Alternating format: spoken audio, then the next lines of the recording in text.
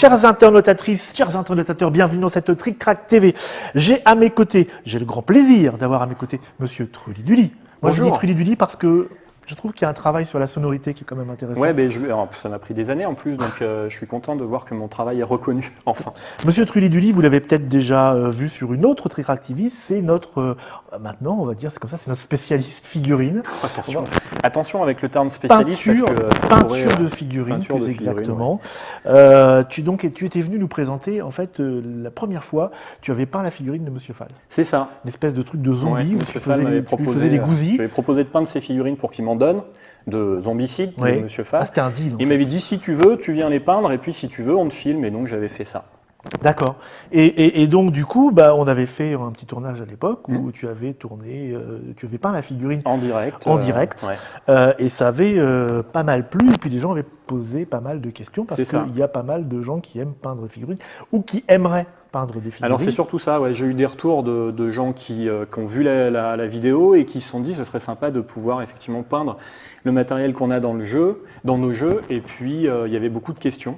Alors, il existe déjà un forum sur Tric Trac, enfin une partie, un post qui s'appelle Peinture pour débutants, avec très bien renseigné, avec plein de choses, mais il y a énormément de pages, donc pour trouver l'information précise, faut un chercher. post comme ça, un topic, c'est pas évident. Je me dis, bon, je vais venir parce que c'est ça. Je vais leur expliquer. Et puis du coup, je me suis dit, pourquoi pas faire des petites vidéos avec mes connaissances à moi qui sont pas nécessairement exhaustives, mais mon expérience de peintre. Pour quel type de matériel, on a besoin pour commencer, à quel coût, parce que c'est les questions basiques que se posent les gens. Et puis, donc, cette vidéo-là sera consacrée au matériel pour débuter. C'est pour ça que c'est la première Tric Trac TV avec de l'essuie-tout et des mouchoirs. Donc, c'est pas parce qu'on va parler de trucs tristes ou autre chose, c'est parce qu'on va parler du matériel et c'est un morceau du matériel. Exactement, voilà. Parce que la première question, même celle qui a été posée en chat en direct sur la précédente Tric Trac TV, c'était quel matériel on doit acheter pour commencer, combien ça coûte, etc., etc. Donc là, tu te proposes de présenter aux gens ce qu'il faut pour débuter, vraiment pour débuter. Exactement. Le minimum ou le minimum, et puis je pourrais proposer, et puis après dire les choses qui ne sont pas forcément utiles pour commencer, mais dont on peut avoir l'usage par la question que moi j'ai envie de te poser, c'est est-ce que tout le monde peut faire de la peinture de figurines parce qu'il n'y a pas une question de don, il n'y a pas une question de... Il y a des gens plus ou moins doués, sans aller jusqu'à faire de la figurine de concours et tout, bien sûr. Ouais. C'est d'ailleurs pas du tout mon cas. Moi, je peins avec un niveau moyen. On a un jeu, on a envie de peindre, on n'est pas bon d'habitude en peinture, on ne sait pas planter un clou, est-ce qu'on peut y aller? Oui, parce que c'est vraiment différent de la peinture par ailleurs ou du dessin. Il y a vraiment une chose... on peut ne peindre en appliquant des techniques sans forcément avoir un talent particulier. Il faut juste avoir un petit peu de patience. C'est plus comme le coloriage, tu veux dire, il ne faut pas dépasser. Mais vraiment, ça peut vraiment se limiter à ça. Oui. Exactement, mettre de la couleur sur une zone et puis c'est tout. Maintenant, il y a des techniques qui existent. Le coloriage, on apprend aux enfants à tenir leur stylo d'une certaine manière, à ne pas dépasser et tout. Là, c'est la même chose. En appliquant 2 ou 3 techniques de base. Donc, pas besoin d'être artiste. Pas besoin d'être artiste du tout. Mettre de la couleur juste pour enjoliver un petit peu, pimper ses jeux. C'est ça. Et puis si on sent le truc. Éventuellement, si on accroche, parce que c'est quand même un loisir qui demande un petit peu d'investissement de temps, pas l'investissement financier comme tout loisir, mais l'investissement de temps et d'envie, on peut éventuellement après s'appuyer sur des techniques plus complexes et puis aussi si on sent qu'on a la fibre pour faire de belles choses, parce qu'il y a vraiment dans le monde de la peinture de figurines, il y a celui qui va peindre comme ça ses figurines pour se faire plaisir ou embellir son jeu, et puis il y a après des vrais artistes, des gens qui peignent de manière sublime et qui... Quand tu parles d'avoir la fibre, c'est plutôt la Kolinsky, non? La fibre, ce serait plutôt la Kolinsky. Donc on va tout de suite parler du matériel pour que la vidéo dure pas 3 heures et que les gens... T'as vu l'enchaînement? Alors Kolinsky, qu'est-ce que c'est que ce nom? C'est un peintre russe? Ouais, c'est un peintre russe qui était très pourvu en poils comme Monsieur Fall, et du coup on a recueilli ses poils à sa mort et on en fait des pinceaux maintenant. Voilà, Kolinsky en vrai. C'est une espèce de martre, c'est-à-dire un petit rongeur, ou je ne sais pas si c'est un rongeur, bref, un animal à fourrure dont on... c'est un petit carnivore. C'est un petit carnivore, donc genre furet, tout ça, dont on récolte les poils à la belle saison, on plante on sème des poils et puis on les récolte à la belle saison. Et pour en faire des poils de queue. Ce sont des poils de queue. Essentiellement des poils de pour les plus beaux pinceaux. Donc nous voyons rapport avec les mouchoirs. Peindre pinceau. Peindre pinceau. Donc, Matériel. Dans le part de verre, l'autre côté, j'ai apporté du matériel qui nous attend. Et donc effectivement, le premier outil du peintre, il y a des trucs qui sont tombés, c'est pas bien grave. Le premier outil du peintre, ça va être le pinceau. Donc, les pinceaux, vous allez en trouver de plein de types différents, de plein de qualités différentes. Oui, c'est pas ce qui manque. Mais alors, on va dire, si je vais dans un magasin, je dis bonjour, je voudrais un pinceau à figurine. Un pinceau à figurine. Ah alors, oui, si vous dites ça, ça dépend du magasin dans lequel vous vous trouvez. Oui, chez le Roi Merlin. Si vous allez chez le Roi Merlin et que vous demandez un pinceau on a le droit pour de dire peindre des figurines, figurines, on a le droit de dire des marques et on ne va pas s'en priver. Si vous allez dans un magasin de bricolage et que vous demandez des pinceaux pour peindre des figurines, les gens vont soit pas être au courant, soit rigoler parce que effectivement les pinceaux sont beaucoup trop gros. Je montre la marque. Voilà par exemple. Donc j'ai pris plusieurs marques, c'est pas pour faire de jaloux, mais c'est parce que ça donne plusieurs références. Il y a la marque, il y a le numéro, c'est marqué Marthe Kolinsky France. C'est ça. Donc il faut savoir qu'il n'y a pas que de la Marthe Kolinsky. Qu'est-ce qu'elle a comme particularité cette Marthe Kolinsky? C'est donc ses poils. C'est les poils, ouais. C'est une qualité supérieure en fait, ça va être des... Ça pique en fait, c'est pas doux. Pas du tout. Non, mais c'est dur. Hein, c'est une qualité qui est un petit peu, c'est un peu une qualité supérieure. Les poils vont avoir une durée de vie plus longue. Ils vont être à l'usage plus agréable aussi à utiliser pour peindre, appliquer la peinture sur la figurine. Ils vont avoir moins facilement tendance aussi à partir en V, à s'écarter, à être comment dire, endommagés par l'usage et par le temps. Si tant est qu'il faut quand même en prendre un petit peu soin. Donc en fait, pour trouver des pinceaux pour peindre des figurines, il y a les boutiques spécialisées, parfois de jeux de société, qui font aussi des jeux de figurines. Vous savez, c'est les petites figurines à assembler pour faire du wargame ou du jeu. Une des questions de M. Totoche qui dit il y a aussi des trucs tout faits à l'achat. Voilà. Donc des kits. C'est ça. C'est intéressant. Des kits, ouais. Oui, alors souvent c'est intéressant au niveau du prix. Je finis sur les pinceaux et où les trouver. Justement, pour après savoir je réponds à la question de Totoche. Si on est dans le kit ou si on est dans la pièce détachée. Vous allez en trouver donc, dans des boutiques comme les boutiques de Games Workshop par exemple, parce qu'ils vendent des jeux de figurines. GW. Et du coup, ils vous donnent ils vous proposent, ils ne donnent rien à Games Workshop. Ils proposent à la vente des pinceaux et leur gamme de peinture. Et du coup, vous pouvez acheter des pinceaux chez eux. Donc, c'est de l'ordre en fonction de la taille du pinceau, parce que ce qui va faire la différence de prix, c'est la qualité des poils qui sont utilisés, donc la finition. Et puis, la taille du pinceau. Plus le pinceau est gros, plus il y a besoin de poils, donc plus c'est cher.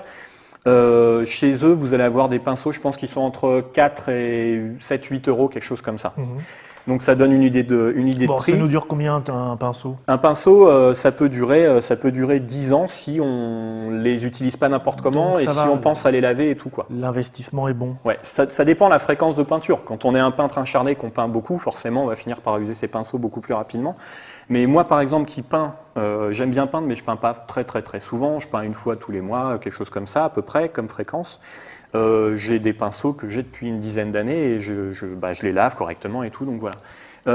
Donc chez Games Workshop, dans des boutiques comme Cultura aussi, donc qui proposent des BD, des jeux, tout un tas de choses comme ça.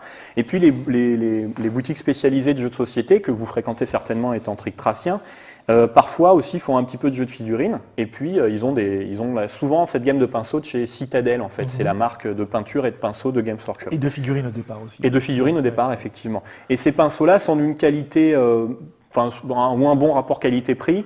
Maintenant, faudra avoir des réactions de peintres, mais moi j'aurais plutôt tendance à conseiller tout de suite, si vous avez une boutique d'art pas loin de chez vous qui vend des pinceaux de la marque Raphaël ou Isabey, de tout de suite investir quelques euros de plus par pinceau. Donc là on est plus entre 8 et 12 euros, mais 12 euros ça commence à être des gros pinceaux. Entre 7 et 10 euros on va dire le pinceau.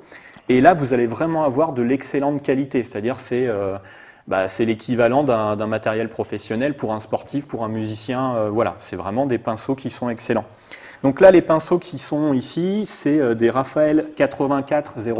Waouh, des Raphaël 8404, ouais, la vache. Ça, c'est du super beau pinceau. Ouais, je vais essayer de montrer. Comment choisir un pinceau? Tout simplement, pour débuter, moi, ce que je vous conseille, c'est d'avoir un pinceau. Regardez cette pointe magnifique. Grosso modo, de la taille qu'est en train de vous montrer Mops. Donc ça doit être un numéro 1. C'est un numéro 1, effectivement. De chez Raphaël. Bravo, bien vu. Donc, très jolie pointe. On voit qu'elle est. Si tu veux mettre ton doigt. On voit qu'elle est rigide. Qu'on voit un peu la taille du pinceau. Un numéro 1, c'est pas mal. Voilà. Éventuellement, un numéro un plus petit, alors du 4-0 c'est beaucoup trop petit. 4-0 je vous le montre quand même, hein, c'est vraiment… 4-0 là c'est du détail très. Vous voyez la différence entre du 1 et du 4-0. Voilà. Ça c'est pour du détail très petit. Du 0 c'est bien aussi. Donc moi je conseillerais ces tailles de pinceau là, du 1 pour les travaux sur des surfaces un peu plus grandes, et ensuite du 0 voire du 2-0. Donc là c'est toujours chez Raphaël. Alors, le fameux double 0, moi c'est ce que j'utilisais beaucoup. Donc là les poils ils sont pas très bien lissés à la comparaison, mais voyez voilà. Donc du 1, du 0 et du double 0, ça peut être pas mal. Ça, vous ne les trouverez pas a priori dans des boîtes dont parlait Totosh tout à l'heure. Alors effectivement, il y a des marques qui vendent des boîtes. Alors je vais vous montrer différents types de pots de peinture de différentes marques. Ouais. Donc, ce qu'on trouve très facilement, c'est assez facilement dans les boutiques ou sur le net, parce que la peinture, quand elle est fermée et tout, on peut l'acheter sur le net. Ça va être cette marque-là, donc c'est la marque Army Painter. Bon là, c'est une série spéciale pour des figurines. Ils ont sorti un truc pour les figurines zombicides. Moi, j'avais trouvé ça, les couleurs, j'ai trouvé sympa, donc je l'ai pris. Et puis la marque Citadel, donc la fameuse marque qu'on trouve chez Games Workshop, mais qu'on trouve aussi dans d'autres boutiques. Alors, montre la marque, peut-être Mops, on est déporté des Warpaint, ça faut tourner un peu le pot. Laquelle, celle-là? Ouais, les biberons là. Oui, tu veux voir ça là, c'est ça? Alors c'est encore après. Oui. Voilà, Army Painter, ce qui est marqué, c'est cette marque, c'est la fameuse marque dont je vous parle, qui fait des pinceaux aussi, en marque Kolinsky et en synthétique, parce qu'on peut acheter des pinceaux en poils synthétiques qui sont un petit peu moins chers, mais qui se tiennent très bien dans le temps aussi. Et ça, on peut en trouver dans des boîtes avec une dizaine de pots de peinture. Donc il y a les sets de débutants, donc avec du noir, du blanc, et puis les couleurs du vert, du rouge, du bleu, du marron, enfin des couleurs qui vont vous servir à faire un petit peu le tout venant. Et ça, c'est souvent intéressant, hein, c'est discount, au niveau du prix, c'est souvent plus intéressant. Et souvent, il y a un pinceau aussi dedans. Alors, c'est des pinceaux un peu pas top, qu'ils mettent dans ces boîtes-là. Et le problème… c'est du petit gris, voilà. Le problème avec le fait d'acheter un pinceau d'une qualité pas top au départ, ça risque de vous dégoûter un petit peu du truc. On parle très vite fait des natures de poils. Oui, pourquoi pas. Alors, il y a le poil blond, le poil roux, le poil… Non. Donc, on a parlé de la marque Kolinsky. C'est le top. Ça fait partie du top. On trouve aussi donc ce que je l'appelais le petit gris, qui est du poil d'écureuil américain. Ouais, c'est ça. Qui est la base en fait. Hein. C'est les pinceaux d'école. C'est les pinceaux d'école. Et alors là, le problème, c'est que souvent les pinceaux vont partir un peu comme ça. Vous n'aurez pas une pointe fine. Et la peinture de figurines, malgré tout, même si ça peut être des figurines assez grosses, il y a quand même besoin d'avoir un certain détail, un certain contrôle de ce qu'on fait avec des pinceaux comme ça. C'est bon pour colorier, mais pour des figurines, c'est moins bien. On a le nylon, le synthétique. Voilà. Ouais. Alors, dans le synthétique, c'est pareil, il y a différents types de qualités. Différents types de qualités, parce qu'il y a des synthétiques qui imitent le poil. C'est-à-dire dont les poils sont galbés, comme un vrai poil d'animal. Et puis voilà, c'est à peu près tout sur le… après, il y a le cochon, il y a le machin, et tout. Il y a le poney, il y a le… Bon, mais ça, c'est pour c'est pas pour les figurines. Ok, très bien. Voici pour les pinceaux. On n'a pas parlé… pinceaux, en gros, commencer avec 2-3 pinceaux, c'est bien. Pourquoi 2-3 pinceaux? Parce que déjà, ça vous permet d'avoir des tailles différentes et de faire des grosses zones, des zones plus fines et de s'essayer au détail dans les premiers temps aussi avec des pinceaux fins. C'est beaucoup plus simple que, comme je le montrais dans la première vidéo, où j'utilisais tout le temps la même taille de pinceau qui était ce pinceau-là. Donc, qui est un pinceau beaucoup plus gros pour comparer ne serait-ce qu'avec un numéro 1 de chez Raphaël. Voilà, ça c'est un numéro 4. Voilà. Où là la pointe est très précise, mais malgré tout à gérer, c'est pas évident quand on débute. Donc avec un pinceau plus fin, on fait quand même des choses beaucoup plus fines et voilà. Donc commencer avec 2-3 pinceaux, tout simplement aussi parce que quand vous êtes en train de peindre, c'est bien d'avoir un pinceau à côté de soi sur lequel il n'y a pas de peinture, qui sera un peu humide pour pouvoir venir faire des retouches éventuellement avec de l'eau, hop, enlever la peinture qui aurait débordé et tout. Donc c'est bien d'en avoir plusieurs pour ça. Donc le budget pour les pinceaux, parce que c'est ce qui intéresse un petit peu tout le monde, en gros, il faut compter avec 15-20 euros, vous arrivez à vous en sortir avec des pinceaux d'une très bonne qualité. Quand vous commencez à taper dans du Raphaël 8404, voilà, et avec une durée de vie vraiment longue. Donc vous pouvez peut-être vous dire, oui, mais moi c'est juste pour peindre la dizaine de figurines de ma boîte. Pourquoi pas, ça se trouve, vous allez accrocher, ça va vous plaire. Et du coup, pourquoi pas investir un petit peu, parce que finalement, vous allez, à quelques euros près, vous aurez vraiment il y aura une vraie différence. Et c'est pas parce que ces pinceaux-là sont des pinceaux de très grande qualité qu'il faut forcément être un très bon peintre pour réussir à les utiliser. Au contraire. Il y a une question de Totosh là, qui parlait de l'entretien des pinceaux. Ouais. C'est pas le seul d'ailleurs. Non. Alors de base, 2-3 pinceaux. de la peinture, un set de base, c'est très bien. Cette marque-là, la marque en biberon, c'est 2,50 € le pot de peinture. Cette marque-là, c'est 3,20 €. Là, il y a 12 millilitres, je crois, quelque chose comme ça. Et là, il y en a 18. Et celle-là, cette gamme-là, moi, je la trouve très bien pour commencer parce que souvent, ce qui est difficile quand on commence la peinture, c'est gérer la dilution de la peinture. Est-ce qu'elle est trop épaisse? Est-ce qu'il faut rajouter de l'eau? Pas trop et tout. C'est pas mal parce qu'on peut pas trouiller, tu vois. C'est le fameux. Et celle-ci, sortie de pot, elle est déjà très très bien appliquée sans trop se prendre la tête avec la dilution. Tandis que celle-là, il faut quand même la travailler un petit peu plus avant de réussir à l'utiliser, même si elle peut se travailler sortie de pot, hein, c'est pas le problème, mais celle-ci est plus simple pour faire la comparaison.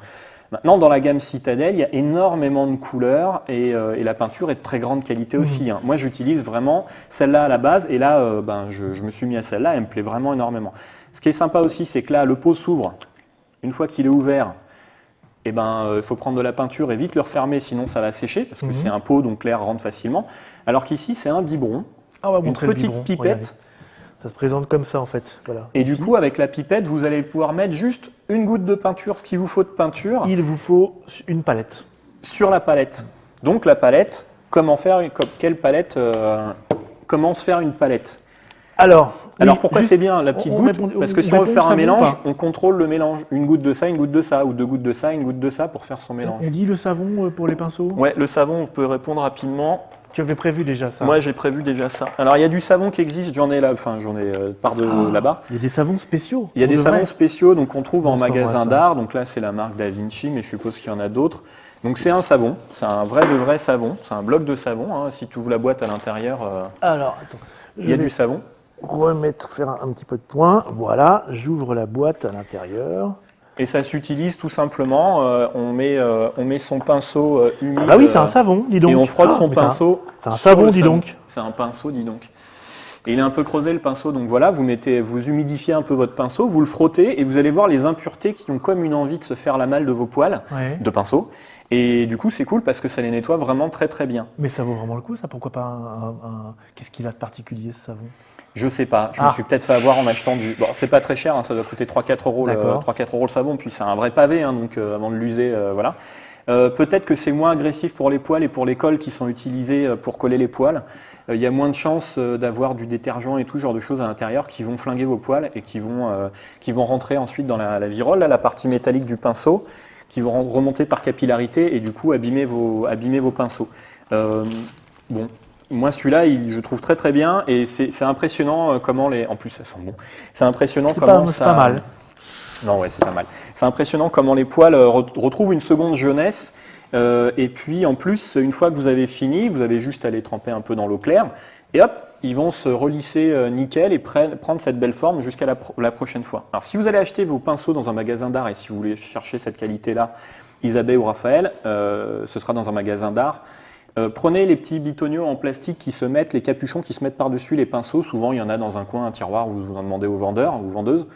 Et toujours recouvrir vos pinceaux avec, une fois que vous avez fini de peindre. C'était une question, doit-on rengainer les pinceaux? Il faut rengainer les pinceaux, voilà, effectivement. Ouais. Après, il y a tout un truc sur le stockage du pinceau, plutôt la tête en bas, plutôt la tête en haut. Même chose, hein. Moi ils sont à plat les miens et j'ai jamais eu de problème. Non, c'est ça en général ça. Le seul truc qu'il faut savoir, protégé de toute façon. Moi j'expliquais toujours, c'est quand votre pinceau est dans l'eau. Vous ne laissez jamais un pinceau dans l'eau. Ah oui, non, absolument pas. Vous l'enlevez et après, parce que sinon là vous allez voir un pinceau à angle droit. Et puis pour continuer sur l'entretien du pinceau, parce que ça intéresse aussi quand on commence, on ne sait pas ce genre de choses, puis on peut éclater son matériel. Quand on prend de la peinture sur la palette, on prend la peinture avec juste le premier tiers du pinceau, des poils de pinceau. C'est-à-dire qu'il ne faut jamais avoir de la peinture qui vient jusqu'à la partie métallique, parce que dans ce cas-là, la peinture va s'insinuer à l'intérieur et ça va désagréger la colle, ça va se mettre dans les poils, au cœur des poils, et vous aurez vraiment beaucoup de mal à enlever cette peinture. Et quand ça sèche, la peinture acrylique, elle a un aspect un peu plastique. Et ça va faire en sorte que vos poils vont partir dans tous les sens. C'est du plastique. Exactement. Et oui, merci, ça va. Et du coup, ça va pourrir votre pinceau, clairement. Donc, quand vous prenez du... Et vinylique aussi. Pourquoi j'ai demandé à Mops? Quand vous prenez de la peinture sur la palette, c'est un tiers de la hauteur des poils, Et le tiers où il y a la pointe, hein, pas l'autre tiers, parce que c'est plus compliqué et puis du coup ça sert à rien. Et vous appliquez votre peinture, vous reprenez comme ça. Quand vous voulez prendre de la peinture dans un pot comme celui-ci, celui-là, je vous ai montré, il n'y a pas de problème, une pointe sur la palette. Quand on prend de la peinture dans un pot comme ça, soit on a un vieux pinceau qui traîne, qu'on a piqué à son enfant ou un truc, et voilà. Soit on a un petit bout de bois ou avec une baguette, ouais. le bout du pinceau, c'est pour ça qu'il y a toujours de la peinture au bout des pinceaux. On va chercher notre goutte de peinture, on la met sur notre palette et ensuite on peut travailler. Pareil, quand on mélange de la peinture sur la palette, soit le faire avec le bout de son pinceau, soit avec un vieux pinceau dont on se moque un petit peu. Ça évite d'abîmer les poils en mélange, etc. Quoi, voilà, ça fait combien de temps un pot comme ça? C'est pour, ça j'ai vraiment du mal à dire, ça dépend des couleurs, évidemment. Ouais, ça dépend de la couleur. Une couleur très utilisée comme, je ne sais pas, le rouge, le noir ou le blanc, ouais. Un pot dure des années, non? Un pot, ça peut durer des années, ça dépend à quelle quantité on peint. Moi, pour faire l'exemple, j'ai peint récemment 100 figurines. Donc j'ai fait 100 socles avec la même couleur que j'utilisais pour faire les assombrissements, les éclaircissements. Donc voilà, j'ai peiné à arriver à la fin du pot avec les 100 socles peints. Et que sur un socle, il faut tartiner parce que ça fait de la surface. Et puis je l'avais mis des petits grains de sable, donc la peinture allait entre les grains de sable et tout. Peinture texturée ou Alors c'était pas de la peinture texturée. Moi je travaille pas avec de la peinture texturée. Il paraît que c'est pas mal. On parlera de ça plus tard. Une autre fois. Voilà. Donc pot de peinture, 2,50 €, 3 € à peu près le pot. Qu'est-ce qu'il nous faut comme couleur? Pour commencer, du blanc, du noir, les couleurs primaires. Donc le violet, le marron et le orange. On reprend. Merde. Moi j'ai pris un truc là, je ne sais pas en fait. Le bleu, le rouge et le jaune. Oui. Merci. Et puis ne vous contentez pas de ça parce que faire des mélanges pour avoir les autres couleurs, on peut dire par économie, c'est chiant. Voilà, c'est compliqué et tout. Donc après du vert, du marron parce que ça s'utilise très souvent, du gris, c'est pas une mauvaise idée aussi. La fameuse couleur chair qui te plaît tellement. La fameuse couleur chair, voilà, mais qui veut rien dire. Et puis éventuellement du violet. Donc en fait les couleurs primaires, les couleurs secondaires. Ouais, donc après couleur secondaire orange, violet, vert. Ouais.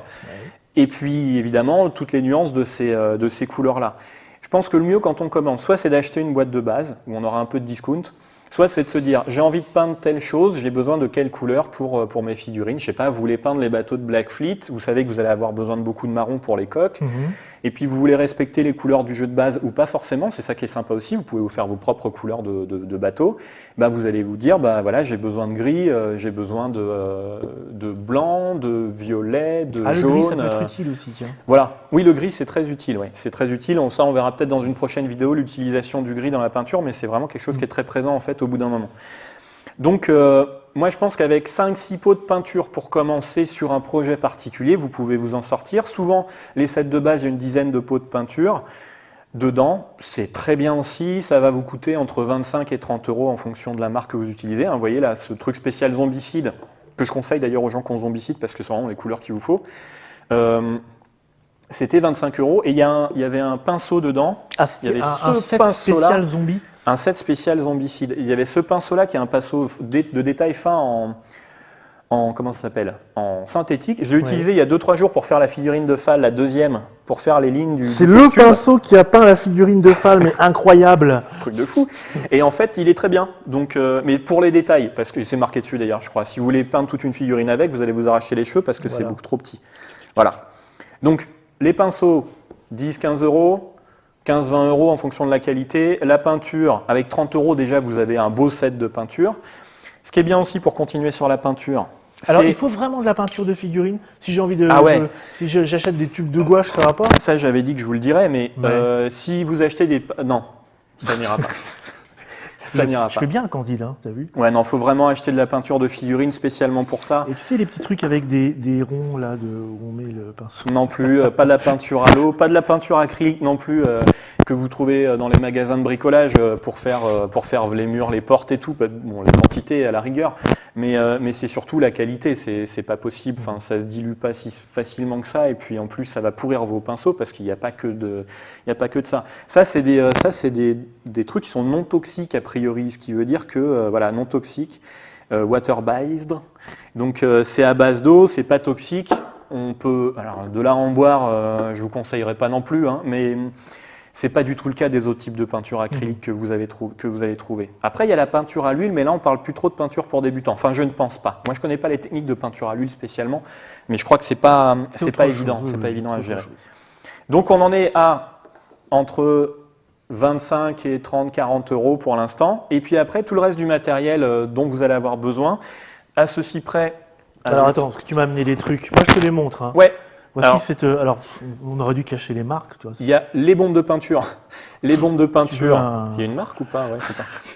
Les bombes de peinture aussi très bien pour faire les sous-couches des peintures. Donc il y a la marque Army Painter et que je trouve pas mal, mais qui je trouve fait un petit peu du grain. Il faudrait qu'il y ait des retours. Tu as des actions chez eux là? Pas du tout. Parce que d'ailleurs je suis en train de dire que voilà. Et après il y a la marque Citadel où là c'est vraiment, moi je trouve que les sous-couches sont vraiment bien. Donc ça, c'est pour sous-coucher les figurines. Je vous expliquerai dans une prochaine vidéo. Il y a quand même des trucs qui sont marqués dessus. Là, dis donc, il faut se méfier. Ouais. Et je vous expliquerai comment ça s'utilise et puis dans quelles conditions, parce que ça sent mauvais, ça dégage des odeurs. C'est pas pour les petits. Hein. Ouais, ça, c'est pas du tout pour les petits. S'il y a des enfants qui regardent la vidéo ou des adolescents, ça faudra le faire accompagné d'un adulte. Enfin, les adolescents, ça dépend quel âge vous avez, évidemment, mais de jeunes adolescents, il faut plutôt le faire avec un adulte et pas dans n'importe quelle condition. Une bombe de peinture comme ça coûte environ entre 11 et 13 euros en fonction de là où vous la trouvez. Et ça, vous en faites un paquet de figurines avec ça. Voilà.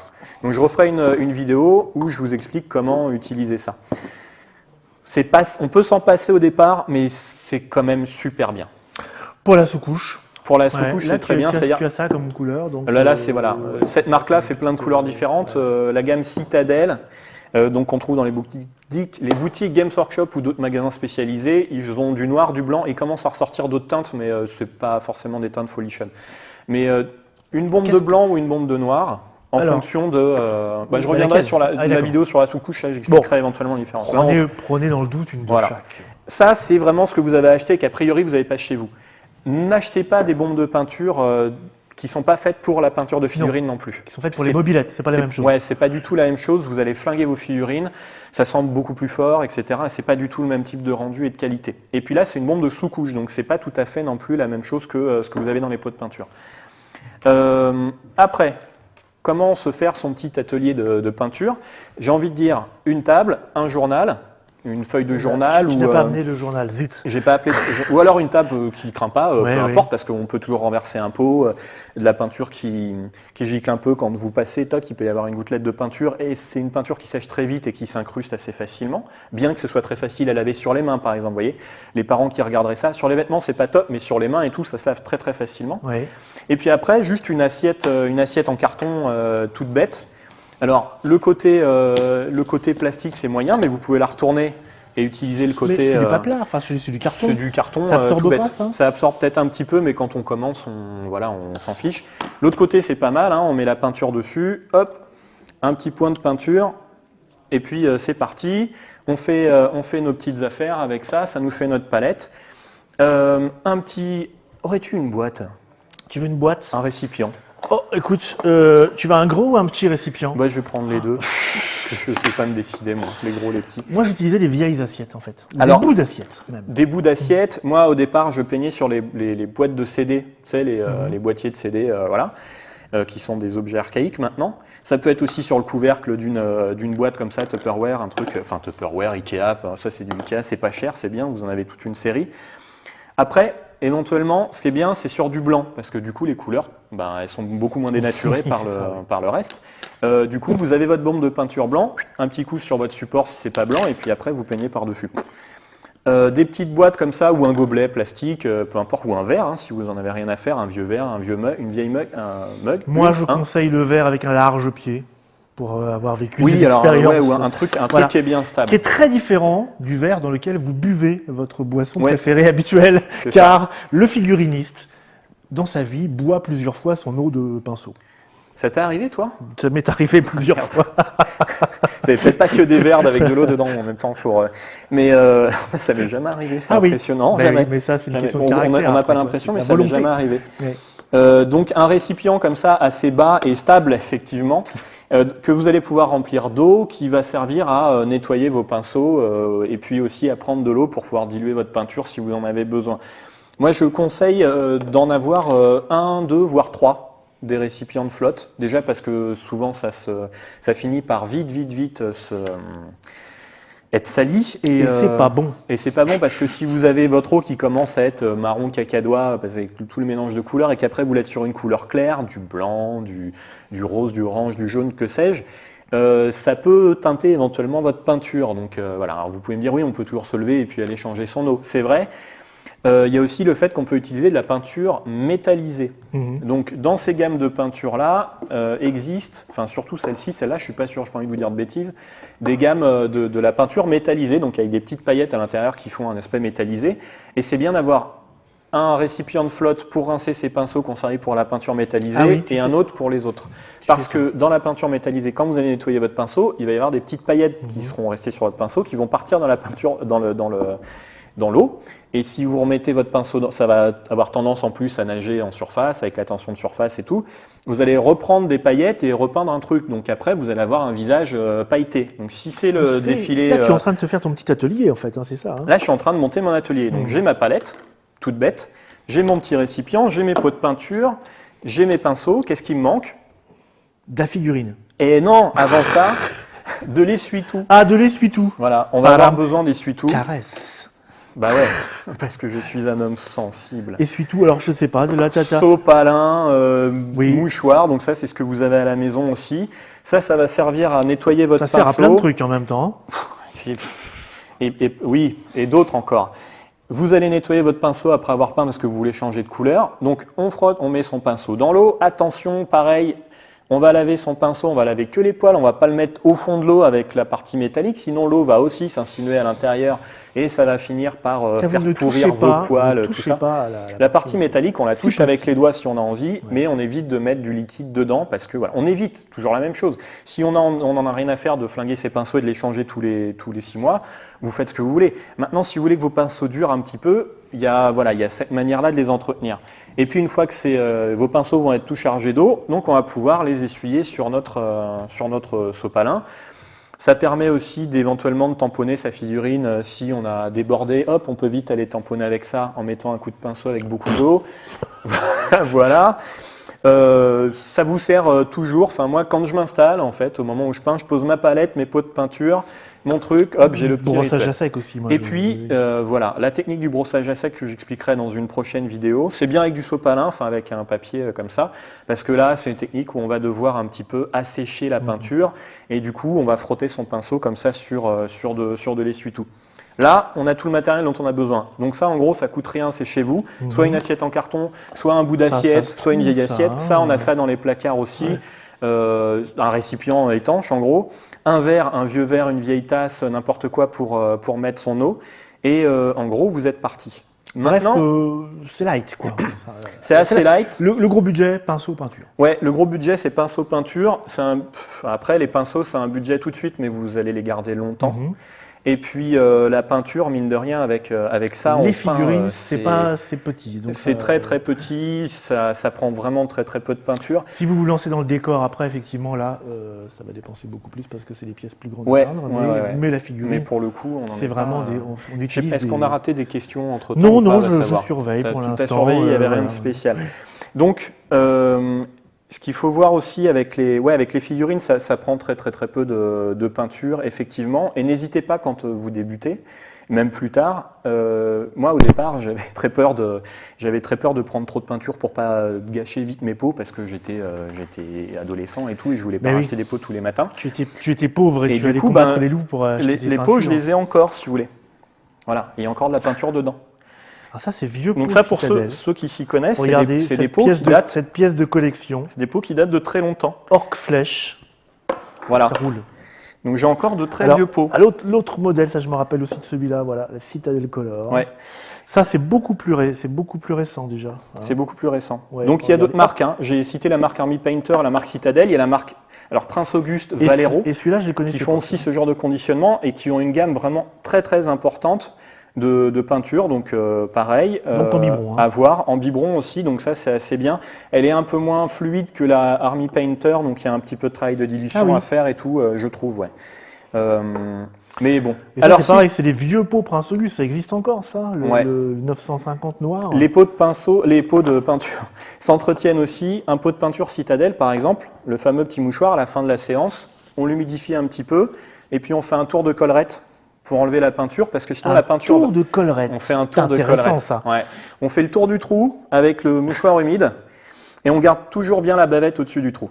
D'accord. Sinon, il y a une petite bavette, tiens, tu peux peut-être la montrer, Mop, je te le referme. Il n'est pas refermé complètement. Partout, voilà. Alors, sans... Il y a une petite bavette qui... Voilà. La petite bavette, ici. On la laisse au-dessus du trou parce que le bouchon est fait pour s'ouvrir complètement et du coup, la bavette passe au-delà de l'orifice. Et vous avez... Et la peinture va couler sur le goulot. Voilà. Et quand c'est sur le goulot et que ça sèche, ça prend une certaine épaisseur, on ne peut plus fermer ses pots ou mal. Et la peinture sèche et du coup, on n'a plus qu'à les... Parce qu'après, ça devient du plastique. Donc. Ouais, ça devient du plastique. Alors, on peut toujours récupérer ces pots. Je vous parle de ça tout de suite avec le matériel. Voilà. Si on vous propose des pots comme ça, et que vous voulez les collectionner, vous les acceptez. Sinon, si c'est en vous disant je vais pouvoir peindre avec, refusez. Alors moi, ils sont encore bons, parce que ceux-là, c'est très. Mais si on vous propose de ça, déjà, c'est que vous tombez sur du vieux briscard à barbe. Ces pots-là avec le pot qui ne se dévisse plus. De la crotte. Ça, vous n'acceptez pas du tout. Oui, bah, d'ailleurs, tu as de la peinture qui ne... C'est de l'encre en fait. Hein. Donc l'encre, c'est ultra liquide et ça, oui, ça c'est de l'encre solide. Ça, c'est de l'encre qui est devenue solide. C'est pour vous dire la qualité des pots de peinture de cette époque-là. Maintenant, ça, c'est de la bonne cam. Quoi d'autre? Parce que on va peindre des figurines quand même. Et la figurine, parfois, elle a pris un petit peu de... Quand elle a été moulée, il y a des lignes de moulure qui se sont faites sur la figurine qui ne sont pas très esthétiques et on va gratter ces lignes de moulure. Pour faire ça, on va utiliser ce genre de petits instruments, mais ça peut être un cutter avec une lame de cutter, une lame assez fine, hein, pas les gros cutters de chantier, mais avec une lame de cutter, on peut, je vous montrerai dans une prochaine vidéo aussi comment préparer sa figurine avant de la sous-coucher avec ce genre de petits instruments. Ça, on en trouve dans les magasins de bricolage. Pareil souvent, pour les enfants, vous ne laissez pas ça dans les mains des petits. Carrément pas, non, ça c'est pas pour les enfants. Dans les armoires de tout à 2 € là, qui a parfois en tête de gondole et tout dans les boutiques de bricolage, vous en trouvez et puis ça va bien. Et après, ce dont on peut avoir besoin aussi, qu'est-ce que j'en ai fait? Peu importe. Ah oui, bah voilà, la colle, parce que parfois les figurines sont en plusieurs parties. Donc de la colle, oui, quelle colle? De la superglue, c'est très bien. L'intérêt de la superglue, c'est qu'on peut la détacher plus tard. Hop. Sur le plastique, la superglue, ça finit par être un peu cassable. Voilà. Et du coup, on peut éventuellement plus tard redécoller. Et ça, c'est de la colle spéciale plastique. Ah. Et cette colle plastique-là, elle a une antenne. Comme c'est dit en anglais, pour le coup, on en met une goutte et ça fait fondre le plastique. Donc, à l'endroit où vous allez accrocher vos deux parties de figurine, le plastique va fondre et donc ça va souder la figurine à cet endroit-là. Ça, autant dire qu'une fois que c'est posé, c'est mort. Alors que la superglue, en forçant un peu, on peut réussir à la redéfaire ou en la mettant dans un produit. Coller leurs chaussures à la superglue savent qu'un jour ou l'autre, ça ne tient plus. Ça finit par ne plus tenir, ouais. Alors que l'autre, une fois que c'est fondu, c'est fondu. Hein. C'est juste que ça a fini par unifier votre figurine. Donc, palette, pot, pinceau, petit récipient pour l'eau, essuie-tout, colle, une bombe de sous-couche, éventuellement de la colle. Mais scalpel, Dr Bob. Scalpel pour nettoyer un peu la figurine, mais si on n'est pas regardant, on peut la laisser comme ça, si c'est juste pour une figurine de jeu de société. Et puis en fait, les figurines prennent des traits de moulure souvent avec l'âge des moules. Donc quand c'est un jeu où il y a beaucoup de figurines qui ont été produites sur le même moule, le moule va prendre un peu de jeu, on va voir les lignes. Là, j'ai eu les figurines de Black Fleet. Le trait de moulure, il est vraiment très fin parce qu'en fait, il n'y a pas beaucoup d'impression et du coup, le moule n'a pas vraiment le temps de vieillir. Tu as que le scalpel, pas de petit papier à frotter. Utiliser des petites limes comme ça, donc des limes qu'on trouve, des petites limes de modélisme qu'on trouve dans les boutiques de modélisme, de maquettes. Regardez, c'est vraiment des toutes petites limes avec un grain très fin pour les figurines en métal ou les figurines en plastique. Ça peut être un petit papier abrasif aussi éventuellement, mais pareil, il y a un grain très fin. Une très forte densité de grains. Et puis après, il peut y avoir aussi la pince coupante, une petite pince coupante pour détailler vos figurines s'il y a besoin de les détacher. Voilà. Mais là, on est plutôt en train de parler à des gens qui voudraient éventuellement peindre leurs figurines de jeux de société. Et souvent, dans les jeux de société, les figurines, elles sont déjà dégrappées, il n'y a pas besoin, elles ont été enlevées des grappes et tout, elles sont prêtes à jouer. Donc ça, c'est dispensable. Et éventuellement aussi une petite perceuse à main. C'est mignon, une perceuse à main. Ouais. Ça, c'est une perceuse à main. Une petite perceuse, un petit forêt à main. Qu'on trouve dans les boutiques de maquettisme aussi. Il y a différents types de marques. On en trouve même dans les boutiques de jeux. Vous savez, des fois, il y a un rayon maquette dans les jeux à côté des rayons puzzle. Je sais pas pourquoi ils mettent ça là. Ouais. Alors, il y a les pots de peinture Umbral aussi. C'est ça, je voulais en parler. Si vous envoyez dans les Humbrol, et c'est des pots en métal, ça ressemble à des gros pots, comme les gros pots, mais en tout petit. Les vieilles peintures maquettes dedans. Ouais, Revel, Humbrol, tout ça, méfiez-vous de ça parce que c'est souvent difficile à mélanger les unes avec les autres. Il y a un rendu assez grossier. Et puis en plus, c'est pas soluble à l'eau et tout, donc c'est épais. White Spirit. Et White Spirit. Donc là, on en est à perte de neurones. Et puis après, voilà, on finit par tuer sa famille sans s'en rendre compte après avoir peint 3 heures. J'en ai vu il n'y a pas longtemps dans la boutique de jouets qui est pas loin de chez moi. Sur les couleurs brillantes, c'était très bien parce que pour les véhicules et tout ça. Ouais, pour la maquette, c'est bien. Mais pour les figurines, les petites figurines, c'est moins pratique à utiliser. Puis alors là, si vous voulez vraiment flinguer vos pinceaux, allez-y quoi. La Marthe Kolinski avec ce type de qualité de peinture, c'est mort parce que ça se lave au White Spirit et la Marthe Kolinski, le White Spirit, elle finit par. Tu as amené tes gants de jardinier également. Ouais, parce que quand on a toujours, moi j'ai des gants, c'est des gants de peintre, voilà. Des gants de peintre. Oui, c'est des gants de peintre. Ça, c'est les gants de. Ah, c'est tout fin ça. Ouais, c'est les gants de Léonard de Vinci, cette paire-là. On a exactement les mêmes mains, lui et moi. N'y voyez pas de. Ça ne tu perds pas en. Pourquoi tu as ça? Pour tenir. Ah, c'est ça. C'est pour la sous-couche. Uniquement pour la sous-couche. C'est juste que quand vous sous-couchez votre figurine, je vous montre, il y aura une vidéo sur la sous-couche. C'est bien d'avoir des gants, ça évite de se foutre de la peinture plein les mains, tout simplement, quoi. Voilà. Comment ça marche? Ça se met dans le creux de la main, donc ça tourne à cet endroit-là, et puis après tu tiens ici par la petite poignée et tu tournes. Ah oui. Et donc ça permet de faire des trous dans les figurines qui sont en plusieurs parties, de faire des trous, de mettre une petite tige, donc on coupe un morceau de trombone par exemple, et puis avec de la super glue, clac, on enfile le morceau de trombone, et puis ça permet de poser l'autre partie. Par exemple, il y a le torse d'un personnage, on lui fait, et puis le bras qui est séparé, on fait un trou dans le torse du personnage, on va mettre un petit morceau de pâte à fixe. Vous savez ce que c'est la pâte à fixe? Le Blue Tack, c'est la petite gomme comme ça. Est-ce que j'en ai? Ouais, j'en ai là. Hop là. C'est des trucs qui sont beaucoup utilisés par les enseignants, notamment pour accrocher les trucs au mur. C'est l'espèce de chewing-gum là qui colle. Ouais, ça c'est cool ça. Vous en mettez une petite boule sur le bras, donc qui n'a pas été percée. Vous mettez le bras comme vous vouliez le positionner. Et la pâte à fixe, la petite boule de pâte à fixe que vous avez bien chauffée, elle va s'insinuer un petit peu dans le trou. Vous retirez le bras du trou. La pâte à fixe, ça va faire un petit téton à l'endroit où ça allait en contact avec le trou. Vous prenez votre forêt et sur le téton de pâte à fixe, vous creusez et vous vous enfoncez dans le bras. C'est une activité assez sensuelle finalement. C'est très sensuel. Ce qui veut dire qu'en fait, ça va être, les deux trous vont être pile l'un face à l'autre. Vous mettez ensuite, une fois que les deux trous sont faits, dans l'un des deux trous, vous choisissez celui que vous voulez. Vous n'êtes pas. Vous êtes libre. Tout ça. On met le petit morceau de trombone ou de fil de fer qui dépasse un petit peu de quelques millimètres. Vous remettez le bras par-dessus et là, il y a une armature, ce qui fait que ça va beaucoup mieux tenir dans le temps, tout ça. C'est à ça que ça peut servir. Maintenant, encore une fois, les gens qui font du jeu de société, qui auraient envie de peindre leur figurine, la plupart du temps, c'est le genre de montage qu'ils n'ont pas à faire. Ça, c'est un truc de figuriniste, quoi. Oui, là, on est au level 4. Déjà. Ouais, là, on a pris un petit peu de galon. Vous auriez besoin de quelque chose d'autre aussi. Moi, j'ai ça. Donc, j'ai des vieux pots sur lesquels je vais mettre de la pâte à fixe, hop, et puis je vais poser ma figurine par-dessus. Ça me permet de pouvoir tenir le pot et de ne pas tenir la figurine. T'as pas peur que ça se casse la figure avec ça s'est jamais cassé la figure avec la pâte à fixe. Moi, j'ai jamais eu de problème. Bon, si on la malaxe bien, qu'elle est un peu chaude, on met le truc et puis voilà. Donc ça permet de tenir la figurine. On peut le faire avec. Alors moi j'ai un vieux pot de peinture, sinon j'ai des boîtes de pellicule. Oui. Maintenant ça c'est un ancien. C'est un ancien. Les boîtes de pellicule photo, on n'en trouve plus. C'est vrai qu'il ne faut pas chercher. Enfin, c'est peut-être dans les brocantes. On disait une boîte de médicaments. Une boîte de médicaments. Ou tout bêtement. Une fois que vous avez acheté votre bombe de sous-couche, vous mettez. C'est un peu gros pour. Moi j'ai pas des grandes mains, mais vous pouvez tenir comme ça et puis vous avez votre figurine et puis voilà, tout simplement. Alors ça paraît peut-être un petit peu, comment dire, une histoire de confort. Pas du tout. Non. Un des trucs essentiels quand vous peignez la figurine, c'est que la figurine, elle est petite. Si vous passez votre temps à la manipuler avec les doigts, à la retourner dans tous les sens, elle va vous échapper, vous allez mettre les doigts sur la peinture. Donc vraiment, le truc pour tourner autour, le petit manche, en fait. Un espèce de manche, ouais. Tous les figurinistes, quand on voit des vidéos de figurinistes de concours et tout, souvent c'est les maquettistes, c'est un petit peu les vannes de cercle très fermés, c'est les maquettistes qui se moquent des figurinistes.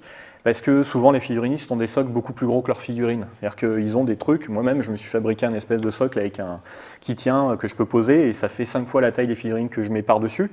Ceci dit, c'est pour être à l'aise, et puis pour éviter justement de toucher à la figurine. Parce que la peinture que vous allez mettre en fine couche, Donc c'est assez fragile dans un premier temps. Et vite avec les doigts, la transpiration, l'acidité, etc. de la transpiration, on va pouvoir, ça va enlever la peinture. Donc c'est pour éviter de revenir aussi. Et puis tenir une figurine comme ça très longtemps par le socle, ça finit par, on finit par se prendre des crampes parce que voilà, on va peindre et que ça prend un petit peu de temps. Donc c'est pas pour faire sa chochotte ni pour faire son fier. Non, vraiment pas. C'est vraiment juste pratique. C'est pratique, ouais, c'est ça. C'est pour éviter de galérer.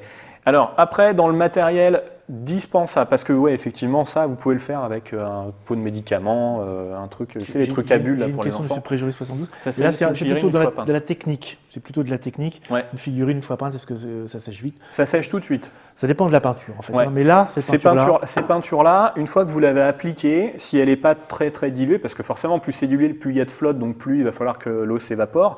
Mais par exemple, cette gamme de figurines de peinture, ou même celle-ci, une fois posée, sur la figurine, sachant que les couches sont vraiment très très très fines, ça sèche quasiment instantanément. Voilà. Je peux vous parler d'un autre type de pot de peinture que vous pouvez acheter. Donc ça, c'est chez la marque Citadel, ça s'appelle les washes, c'est-à-dire les lavis en fait. Ou shaders chez Army Painter, mais je pense que ça doit s'appeler lavis ou autre chose chez Prince Auguste. Il y a lavis et encre. Hein. Lavis, ouais. Alors les encres, on en trouve beaucoup moins maintenant. Là, vous allez voir la différence. Je viens de poser ici, tiens, je vais prendre un gros pinceau. Là, j'étale la peinture.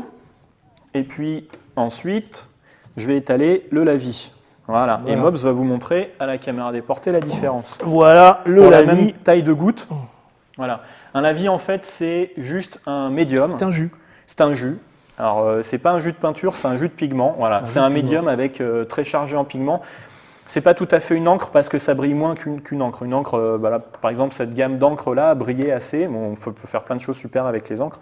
Ça, c'est un type de peinture que vous pouvez utiliser aussi, mais pour commencer, vous pouvez vous en passer juste si c'est pour peindre vos figurines de jeux de plateau, pour les rendre un peu plus belles. C'est vraiment quelque chose qu'on va utiliser plus tard. Ça coûte le même prix que les autres pots, hein. C'est différent, mais c'est le même prix, vous les trouvez au même endroit, etc. Est-ce que ça vaut vraiment le coup? Est-ce qu'on ne peut pas, par exemple, si je veux un lavis noir, est-ce que je ne prends pas de la peinture noire, je rajoute de la flotte? Oui, on peut le faire, mais simplement, souvent le problème du débutant, ça j'en parlerai aussi dans une autre vidéo sur les aplats, sur la première technique à connaître. Souvent, le problème du débutant, ça va être de gérer la dilution de sa peinture. Et quand on utilise un lavis, il est déjà dilué comme il faut et tout. Et il est très chargé en pigment, mais malgré tout très liquide, hein, c'est de la flotte, hein, vraiment, c'est la consistance de l'eau. Tandis que quand on fait un jus, on va donc perdre en pigment puisqu'on va diluer, donc on va baisser la densité de pigment dans le même volume de mélange, et donc ça s'appelle un jus. Et faire un jus de peinture et faire un lavis, c'est pas exactement la même chose. D'accord. Ça n'a pas exactement le même rendu, c'est pas exactement le même intérêt non plus. Et un jus, là, il y a un médium qui fait que les pigments sont répartis uniformément dans le lavis. Quand vous faites votre jus vous-même, vous allez avoir des parties de votre jus qui vont être plus chargées en pigments que d'autres. Et du coup, il va y avoir des endroits plus, par exemple, un jus avec de la peinture noire qui vont être plus noirs que d'autres. Voilà. Je te rends ton œuvre. Ouais. Je vous parle juste d'un dernier truc que vous pouvez fabriquer. J'avais une autre question sur les vernis. Tu n'as pas parlé des vernis. On me demande une figurine, elle est finie. Il faut la vernir ou faut pas la vernir? Il faut vernir. Il faut vernir ces figurines. Vous imaginez bien. Hop. Alors pour qu'on ne me dise pas que je suis acheté par les professionnels des métiers d'art et de figurines, de peinture de figurines. Allez, chacun la sienne, vas-y. Ouais, bataille de vernis. Il faut vernir ces figurines parce que vous allez, certainement, si vous êtes intéressé, ça va être pour faire des figurines de jeu. Moi, je ne vous donnerai jamais de conseils, parce que je ne suis pas capable, pour peindre des figurines qui vont faire des concours, etc. Des figurines de jeu, elles vont servir à jouer, hein, c'est pour ça qu'elles s'appellent comme ça, et des figurines de jeu, ça se vernit parce que la peinture étant fragile, une fois posée, si vous êtes tout le temps en train de vous poser des questions de comment je les entrepose dans la boîte, ou quand vous jouez avec des gens, faites attention, il ne faut pas la prendre par là, mais par là, ou la manipule pas trop, pousse-la par le socle et pas en la prenant, vous allez perdre tous vos amis, et puis votre figurine, ça ne va pas empêcher qu'elle s'abîme. Donc il faut vernir ces figurines. Chez Games Workshop, ils font du vernis qui est bien. Mais il a un rendu satiné, ce qui veut dire que donc il y a trois qualités de vernis, il est marqué trois rendus de vernis. Effectivement, oui. Ouais, satin, vernish. Purticil, c'est le nom qu'ils ont filé à leur truc pour faire genre, on fait du background jusque sur nos pots de peinture, mais on s'en moque, hein, c'est vraiment satin, vernish qui est important. Et je viens à la question ensuite de Yen. peindre vos figurines et ensuite les vernir, c'est important parce que vous allez jouer avec, ça évite de se poser des questions. Ça, c'est une autre marque. Sennelier, c'est une marque d'art, hein, comme Raphaël, Isabelle, etc. Ils font du pigment, ils font de la peinture, ils font tout un tas de matériel. Tu le sens à la mise en page déjà, toi, c'est plus. Là, c'est plus du tout. Là, on est moins dans le côté, on va se la péter. Là, il y a marqué vernis mat. Et puis voilà. Et puis ça vous dit aussi que c'est fait pour l'huile et l'acrylique. Donc, quand on est dans une boutique d'art, c'est parce qu'on cherche du matériel précis. Donc, vous allez en trouver. Et Sennelier, moi, c'est un vernis que je trouve très très bien. Il y a eu beaucoup de questions sur le forum de Trick Track. Peinture pour débutants, je le nomme à nouveau, entre autres, et figurines du mois aussi, où il y a de figurines vraiment sublimes, où on demande, même les très bons peintres du forum galèrent avec leur vernis, et bien celui-là, moi je le trouve très bien. Et il y a quelqu'un qui m'a demandé ce que moi j'utilisais, je lui ai répondu ça, il m'a fait un retour il n'y a pas très longtemps, et je n'ai pas répondu d'ailleurs, donc j'en profite maintenant, et il en est très content. Donc voilà, c'est que certainement c'est une marque qui passe bien. Là, c'est un rendu mat, l'autre c'est satiné. Satiné, ça veut dire que ça va briller un petit peu. Donc il y a, je vous disais, 3 finitions, brillant, satiné, mat. Mat, tout le monde sait ce que ça veut dire, hein. Normalement ça ne renvoie pas la lumière. Satiné, ça va être entre mat et brillant, hein. Et puis brillant, clairement ça brille. Une figurine qui brille, c'est pas top. Non, mais à mon époque, on disait les figurines vernies, alors le brillant c'est moche, mais c'est solide. Ouais. Alors que le mat c'est beau, mais c'est plus fragile. Voilà, c'est ce que j'allais dire aussi. C'est-à-dire que brillant c'est pas top. Bon, après, moi je trouve pas ça top parce que je préfère le rendu mat, mais ça reste les goûts.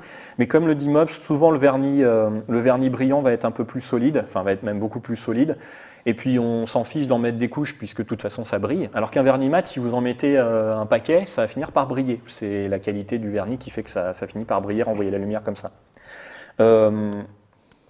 Mat, c'est vraiment, moi j'aime bien parce que vu que j'aime bien faire un peu des détails sur mes figurines, quand c'est brillant, quand on regarde une figurine et qu'elle brille, ben ça va manger du détail.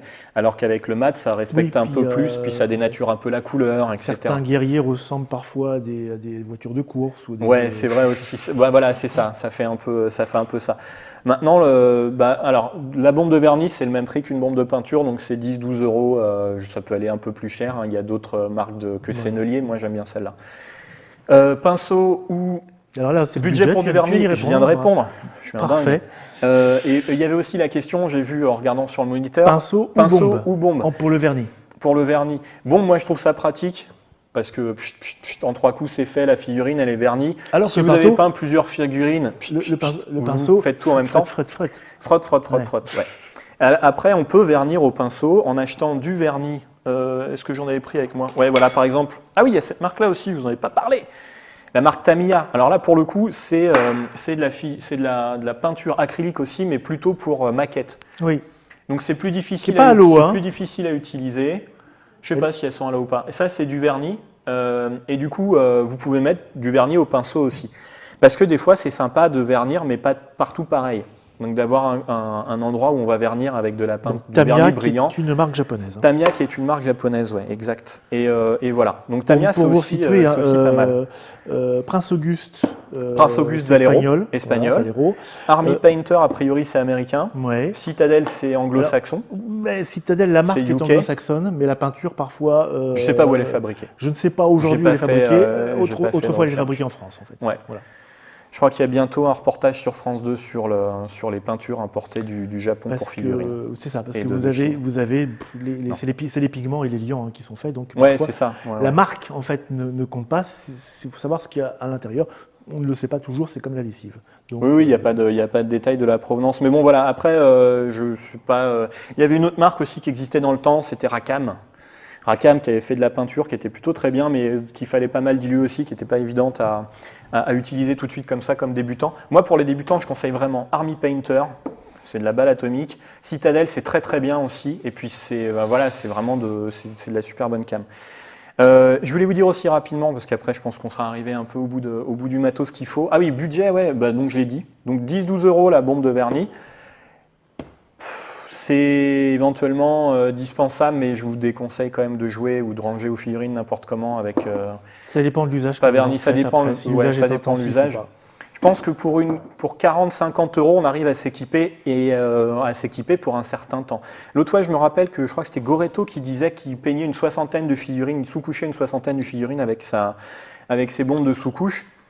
Vous voyez qu'il y a de quoi faire 60 figurines, ça fait quand même un paquet quand c'est pour faire 2-3 jeux. Il y a Whistler 76 qui intervient. Donc un vernis brillant, un brillant puis mat, non, je vous déconseille parce que plus vous allez augmenter le nombre de couches de vernis, plus vous allez perdre du détail et c'est pas forcément pour ça. Le mat sur du brillant va pas forcément matifier le brillant.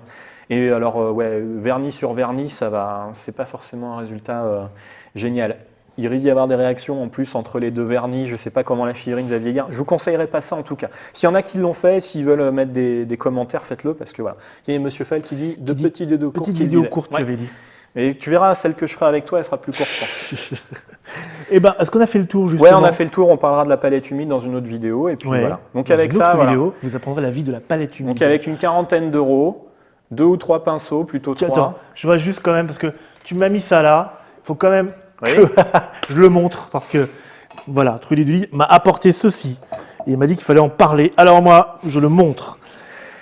Alors, faut peindre. Qu'est-ce donc que ceci? Ouais, il y a la posture aussi pour peindre. Donc, par exemple, là, tel qu'on est assis, moi, je trouve pas ça terrible parce qu'on est la table est assez basse et que, alors, on peut se mettre sur les coudes. Le mieux, c'est d'être un petit peu plus bas pour appuyer les avant-bras sur la table, quitte à se mettre éventuellement des petits coussinets. Non, mais pouvoir s'appuyer, avoir une position où on n'a pas mal au dos, où on a le dos bien droit. C'est pour ça que la table est un peu plus haute, on garde le dos droit plutôt que d'être penché sur la table. Moi, mes potes peignent en ce moment des figurines de Zombicide. Ils peignent sur un canapé avec la table à la hauteur des genoux. Vous voyez ce que je veux dire? Pour des raisons de. Et avec une lumière. Confort personnel ou. Ouais, non, parce qu'ils sont comme ça, ils n'en ont rien à faire avec des pinceaux comme ça et puis la lumière, l'ampoule, c'est important. Là, c'est une lampe d'architecte que vous pouvez fixer à la table ou sur un truc, donc vous pouvez la diriger comme vous voulez. Et c'est une ampoule Daylight, donc c'est une marque, mais c'est aussi une qualité. En fait, ça essaye de reproduire la neutralité de la lumière du jour. Donc, soit vous peignez dans une pièce très claire en journée, ce qui n'est pas toujours évident, soit vous peignez. Le mieux, c'est avec une ampoule Daylight parce que ça va faire une lumière blanche, neutre, qui ne va pas, dénaturer la couleur que vous utilisez. C'est pas la plus jolie lumière, par exemple, pour passer une soirée tranquille. Non, c'est même tout pourri, ça met une sale ambiance. Ouais. Mais pour peindre, c'est mieux. Pour peindre, c'est bien. En plus, ça chauffe pas trop et puis pour les yeux, c'est quand même beaucoup mieux parce que si vous avez une lumière orangée, comme on a d'habitude dans les pièces de vie, déjà ça dénature les couleurs puisque forcément vous avez déjà un filtre orangé sur les trucs que vous regardez. Si vous vous mettez à peindre des figurines, vous remarquerez souvent que vous allez peindre le soir. Ouais, oui, très souvent. Et puis vous allez ensuite les regarder éventuellement dans la journée, le lendemain, vous demandez qu'est-ce que j'ai peint hier jusqu'à 3h du matin. Vous dites, mais qu'est-ce que c'est que cette merde, c'est pas ces couleurs-là que je voulais faire, pas dans cet ordre-là. Bref, ça c'est bien, ça coûte 7-8 € l'ampoule. Donc, mais ça c'est dû en plus. Moi j'ai peint des années sans ça. Et puis, sinon, vous avez un truc qui est vachement énorme, ça s'appelle les fenêtres. Et vous pouvez vous mettre à côté. Voilà, à côté d'une fenêtre, on peint comme ça. Et puis, Monsieur Trudy Dully, avez-vous terminé toute cette présentation du matériel? Alors, là, il y en a trop. Donc, on résume. Peinture. Pinceau. 2-3 pinceaux. Taille 1, 0, éventuellement double 0, triple 0 pour les petits détails. Non, pas tout de suite. Pas forcément tout de suite la petite brosse. Non, on peut s'en sortir même pour le brossage à sec avec un pinceau de taille 1 ou taille 2. Un pinceau taille 2, ça peut être bien aussi. Donc de la peinture 2 pour figurine, exprès pour figurine et pas autre chose. Plutôt ça parce que c'est pratique au départ, parce que ça peut sécher, que ça peut se renverser et tout quand on débute. De la sous-couche. De la sous-couche, une bombe de sous-couche, donc une dizaine d'euros. Du vernis. Mais ça peut se trouver aussi en vernis comme ça, où là c'est 2,50 € et puis du coup vous peignez. Si vous n'avez pas beaucoup de figurines à peindre, vous pouvez le faire. Non, c'est pas obligatoire. Et puis après, des choses qu'on trouve à la maison. Qu'on a à la maison, voilà, le ampoule, papier, les petites boîtes, les machins, les trucs, bref. Le cutter pour un peu nettoyer sa figurine, je me trouve. La pâte à fixe. La pâte à fixe, peut-être. La pâte à fixe, ça se trouve pas forcément. Il faut peut-être en acheter, mais sinon. Si vous avez des idées d'alternatives pour fixer les figurines sur le truc pour la tenir, allez-y, lâchez-vous, envoyez vos idées. La mie de pain humide, j'en sais rien. Merci Monsieur Trulli. Mais de rien, je pense qu'on a fait le tour. Une prochaine fois, vous nous montrez comment on peint alors, j'imagine. Oui, la prochaine vidéo, ce sera sur la sous-couche, comment sous-coucher à la bombe ou au pinceau. Et finalement, un trick-track, on sous-couche quand même. Ouais. Et puis, ils ne sont pas tout le temps en train de travailler. Et puis éventuellement, une troisième sur la base, les couleurs, les mélanges, comment faire les aplats, et puis voilà, pour commencer à savoir peindre vraiment la technique. Mais là, j'aurais peut-être quelqu'un avec moi que je ferai travailler. D'accord. Donc on vous a fait une toute petite mise en bouche. Vous allez voir, quand il va commencer à mettre de la couleur sur les petites figurines, je pense que ça va donner pas mal d'envie à pas mal d'entre vous. Merci d'être venu, merci à vous de nous avoir suivis. On se retrouve donc dans une prochaine Trick TV où on parlera soit de complètement autre chose, soit à nouveau de la peinture de figurines avec Monsieur Trulli et avec d'autres peut-être. On aura plein d'invités. Merci à vous, ciao, à bientôt. Au revoir.